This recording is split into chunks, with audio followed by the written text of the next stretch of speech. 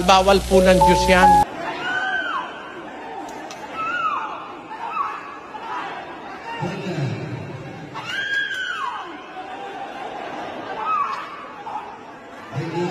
Sabi po ng Diyos, ilagay sa uno ng Kawikaan. Anak ko, kung ikaw ay hikayati ng mga makasalanan, huwag mong tulutan. Ayan, kung ang makakasala, maghaylo sa imo, huwag kang sasama. Saan kanila yayayain? Tuloy. Ikaw ay makikipagsapalaran sa gitna namin.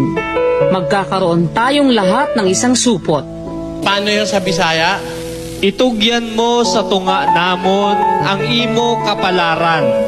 Kita tanan, mangin isa sing puyo. 15. Anak ko, hindi ka maglakad sa dalan upod sa ila.